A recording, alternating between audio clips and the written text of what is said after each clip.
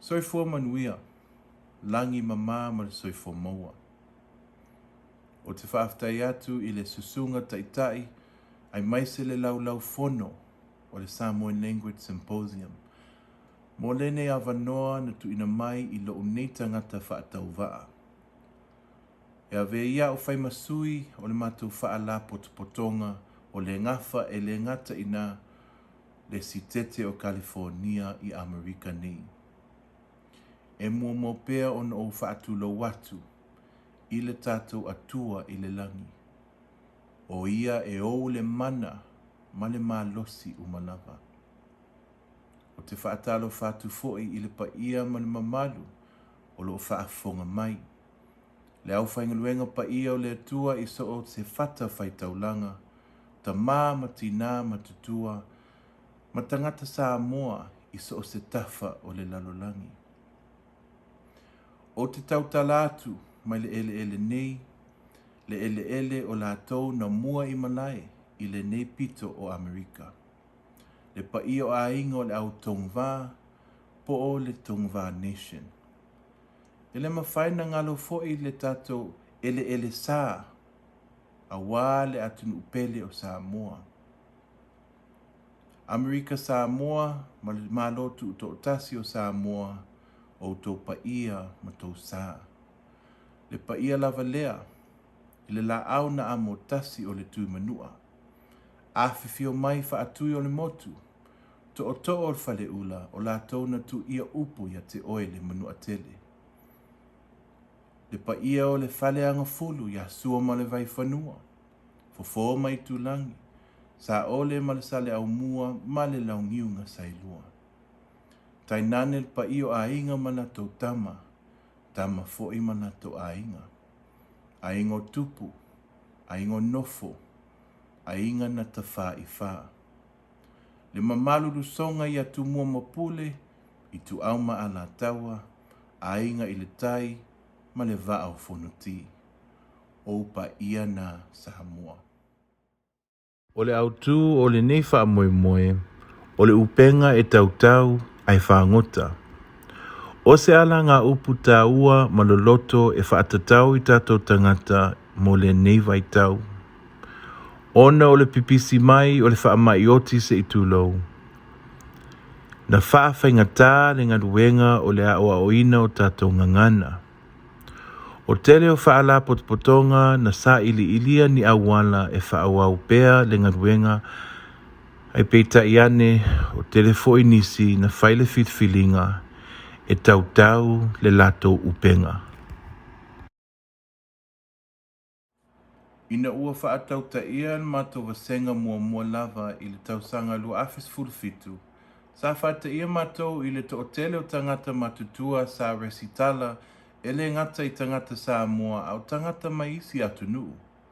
O le to otele o i latou nei sa maua o fomai, loia, whaiaonga, leo, matua. O latou nei sa resitala o le nau e whesosoani i le tātou tangata. Sa mātou i loaina o lo otele se ngā lala o tātou tangata e Ā'oga le ngangana, ma le anga nuu a Samoa e Amata mai lava i tamaiti se i pāia tangata matutua ma aunga tupulanga. Ina ua whaapopo mai tangata e fia Ā'oga, nā e se manatu e tatau na whaapopo fo inisi o kuata e whea ngai ma le numera o i lātou e fia Hawai'i. E wha kuata mo Ā'oga i le tausanga i le matopolo kalama. I se tasi o kuata, sa mātou vaaia ai se tasi o tangata Ā'oga matua o le vasenga, o lo o Hawai'i le vasenga ai o lo o whaatali atu nona to o lua, ma le whanau i le taavale. O le nei vaainga o se mea na tupu soo. Sa langona e tatau na whaalautele le polo kalama e Ā'oga fo'i, whanau i le vā i tausanga e fitu se io o se fulwha. Mātou te mananao i awea le Ā'oga o le ngangana Samoa o se mea e whai whaale ainga. Ina ia mawhai e tangata uma o le ainga o nā Ā'oga o mawhaatino le ngangana whaatasi. I le tausanga lua fesfuluiva, ina ua pipisi mai le whaamai o le KOMITI, i le lalolangi Atua sa mātou iloaina ai malongo tala o le atapunia le tele o pisinisi ma Ā'oga. O lea sa ae ai se Tofa i taitai masui fono o le Gafa, i se tasi o Fonotaga o le a whaasala lau loa le tau fiina o vasenga uma mo le saonga le mu o tangata Ā'oga. E le umi lava ai mātou mawaina i meli mai i le to'otele o tangata e aua le tau fia a o Ā'oga. O le mea sili o na taua ia te au, o le awa noa e maua se awala e mawhai o na Ā'oga le ngangana ma le anganuu.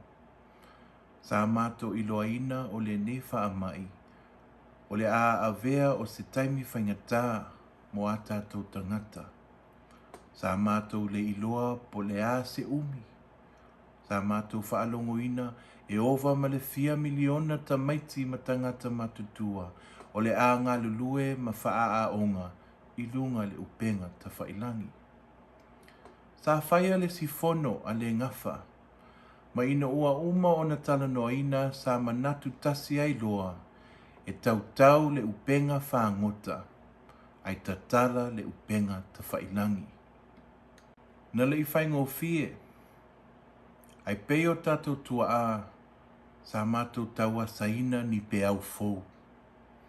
O se fōlaunga i se itu sami e lei i loa. Ona o le teimi mua mua lea o le a whaia se vasenga i lunga o le upenga ta whailangi.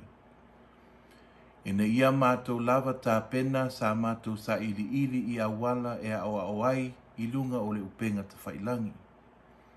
Sa mātou sa ili le Google, ma le YouTube, e wa ai pe whaafewhea o na whaunga le Zoom, ma le Google Classroom. Sa mātou iloaina o Ā'oga lunga o le upenga ta whailangi, e whaalau tele ai le awanoa e Hawai'i ai tangata i tua atu o California. O lono winga, o le amawhai ai o na tele atu tamaiti ma tangata resitala, nairo le teimi mua mua. Sa mana o mia le whaateleina o le mātou vasenga whai Ā'oga. O lea, sa wala au lia ai nisi o tangata Ā'oga sa aveina vasenga nei mua mua iau. E fesoasoani i le mātou vasenga mua mua i lunga o le upenga ta whailangi. O nei tangata e to o lima, sa fesoasoani a te au ua avea nei ma whai Ā'oga i latou lava vasenga ina ua mai o na whaamautu le lei le polo kalama. E mai lava i le nā vasenga mua mua, i lunga o le upenga ta whailangi, o lea ua o whaina nei vasenga e iwa, e le ngata mo tangata matutua, ai o whanau lai titi o so o lava se vā i tausanga. I to o walu mātou whai Ā'oga, to o lua whai Ā'oga fesoasoani, ma to o wha lātou o lo o whaatau ta ia le Zoom. O i lātou ta i to o tasi nei o ni tangata sa Ā'oga mua mua i nei vasenga. Ai wa amana nao e toi whaasoa atu le tō mai e au nai i o tātou tangata. E pei sa o tu ina atu le taimi ua whano. O le awanoa o se mea tāua i taitai o le Gafa. O le upenga ta whailangi ua mātou ilo ai o whanaua Samoa o lo o ta ape solo i tu wha o le lalolangi. E le o maua se awanoa e ilo ai lo lātou ngangana. Ma le anganuu. Atu whaatasi, ua ova atu ma le toa tasi a whelua se lau tangata ua mātou Ā'oga i le neipolo kalama. O mātou tangata Ā'oga e au mau i California, Washington, Virginia, Texas, Arizona, ma si tete ese o Amerika. E iai mātou tamaiti Ā'oga o lo o awai mai i Hawai'i, New Zealand, ma Australia. E au fiai fo i Saudi Arabia, Japan, o le Bahamas, Dubai, ma tangata lava mai i upolu ma Sava'i. Ina ua mātou sui atu i vasenga i lunga o le upenga ta whailangi. Sava aia le mawalunga o whainu mera o e na resitalaina. E a ma le se lau 7%. Mai le tausanga luas fuluiva, a ngai I le luas fulu. Ma o lo vaaia pea le tupu wae o le whainumera kuata uma lava. O tangata uma sa resitanga, e se fulu 5% o mātou tangata Ā'oga o I lātou e ono se fulu tausanga e alu ilunga. E tolu se fulu 5% o mātou tangata Hawai'i o tangata matutua mai luas fulu tausanga e o I le luas fulu iwa. Mai tangata Ā'oga uma lava, e luas fulu 5% o tamaiti laiti mai fitu tausanga e o I le fulu wha. Ai e fitus fulu 5% o tangata talavou ma tangata matutua. O le to'otele o I lātou nei e o mai I le ainga e tasi. O mātua e ave ala tō vasenga o tangata matutua, ai o whanau o lo ave ina vasenga o tamaiti laiti. Whaapea foe ia uso ma tō whawhine, ma la tō tausonga o lo ave whaatasi la tō vasenga. O mātou mata upu a o aoina e whengalengale ai. E whaonga ina vitio ma le tene kolosi e a o Aoi'a mātou tamaiti Ā'oga. E whai foe ta alonga ma pese, e whesoasoani ai le whaasolonga o le Ā'oga.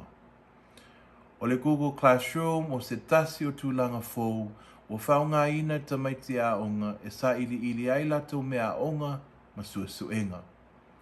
E ma whai ai foe tamaiti o na latou whesootai, ma whesili I isi tamaiti ma whai Ā'oga.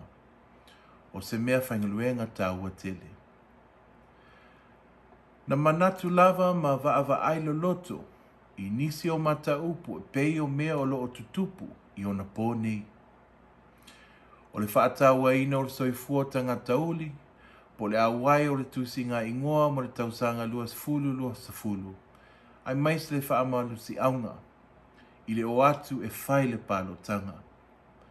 Ma nisi o mata upu o loo awhia ai tato atu motu o Samoa, e pei o le whesuia ingo o le tau, ma le whaamai oti.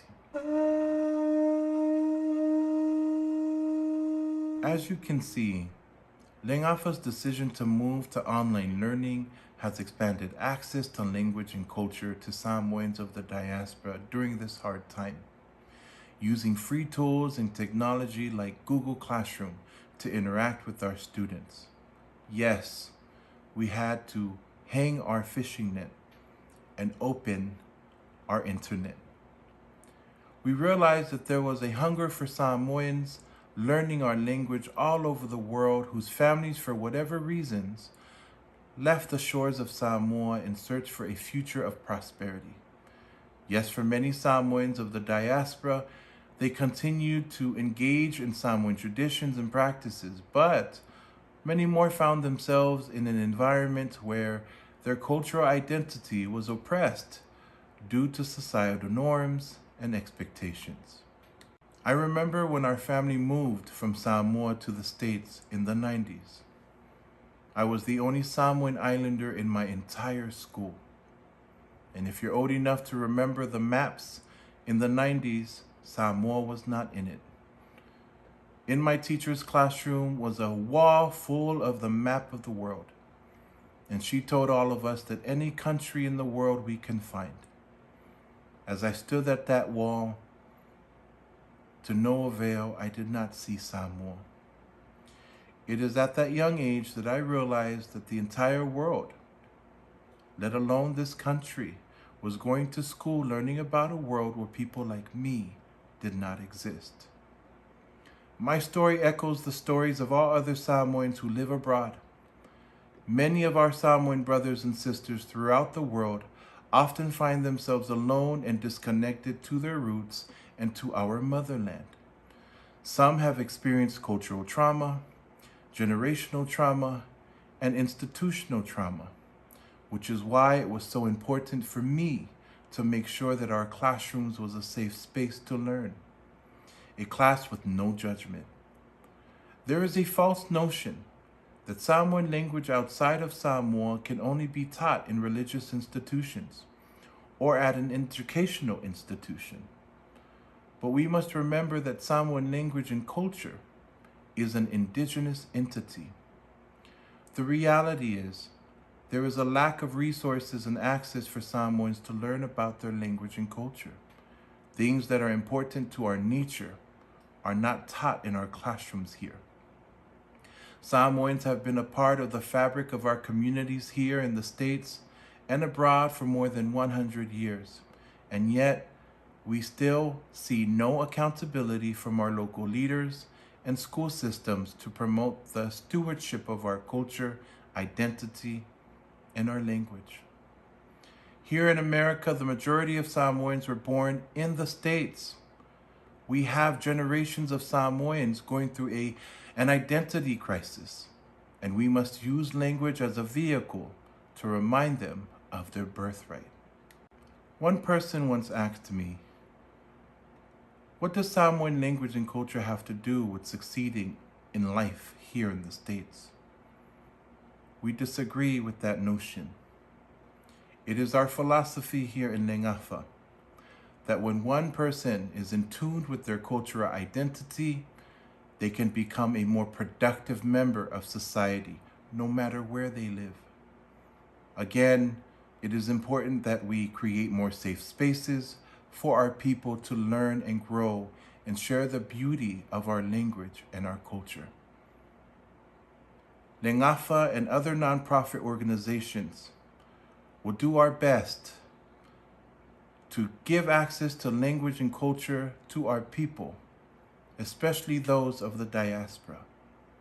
We ask that government agencies and leaders do their part to make sure that they're accountable, to know and have comprehension of the people whom they serve. And to institutions like school systems and colleges and universities. May you understand and remember that there are many of us sons and daughters of Samoa who do not have access to those institutions. In a utopian world, it is our hope that we all work together for the mission, the stewardship, and the preservation of our ngangana, Samoa. And to all of you Samoans living in the States and abroad, remember, you don't have to prove to yourself or to others that you are Samoan enough, because you are enough. Whaaftai mole ne awanoa, ia manuia le la asanga ma tātou whaamoemoe, soifua ma ia manuia.